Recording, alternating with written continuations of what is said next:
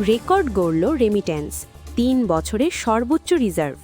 ঘুরে দাঁড়াচ্ছে বাংলাদেশের অর্থনীতি।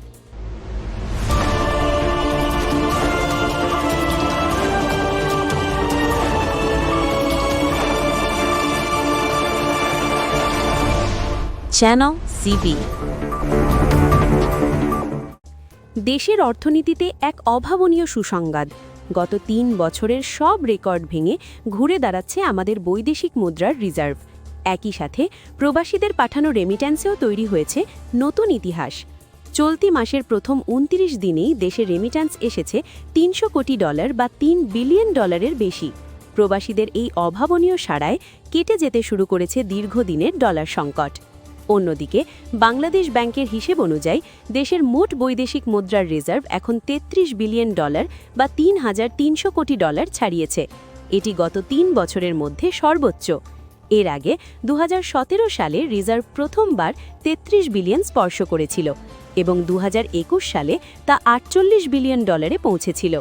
তবে গত অগস্টে আওয়ামী লীগ সরকারের পতনের সময় এই রিজার্ভ $২৬ বিলিয়ন নেমে এসেছিল। মাত্র কয়েক মাসেই সেই খরা কাটিয়ে আবার শক্তিশালী হচ্ছে আমাদের অর্থনীতি। গাণিতিক হিসেবে চলতি মাসের ২৯ তারিখ পর্যন্ত রেমিট্যান্স এসেছে $৩০৪ কোটি। উল্লেখ্য যে গত মার্চ মাসে $৩২৯ কোটি রেমিট্যান্স এসেছিল, যা ছিল একক মাস হিসেবে এই যাবৎকালের সর্বোচ্চ।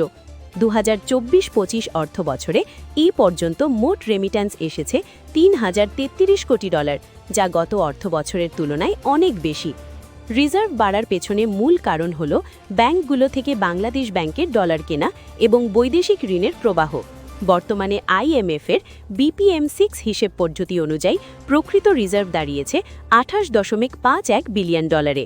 বাংলাদেশ ব্যাংকের গভর্নর আহসান এইচ মানসুর জানিয়েছেন, কোনো সংস্থা থেকে ঋণ নিয়ে নয়, বরং অভ্যন্তরীণ বাজার থেকে ডলার কিনে রিজার্ভ বাড়ানো হচ্ছে, যা অর্থনীতির জন্য অত্যন্ত ইতিবাচক। চলতি ডিসেম্বর শেষে রিজার্ভ $৩৪ থেকে $৩৫ বিলিয়ন পৌঁছাবে বলে আশা করা হচ্ছে। ডলারের দাম স্থিতিশীল থাকা এবং রিজার্ভের এই ঊর্ধ্বগতি সাধারণ মানুষের জীবনযাত্রায় কতটা প্রভাব ফেলবে? আপনার মতামত কমেন্টে জানান। ভিডিওটি ভালো লাগলে লাইক দিন এবং নিয়মিত অর্থনৈতিক আপডেট পেতে আমাদের চ্যানেলটি সাবস্ক্রাইব করুন। ধন্যবাদ।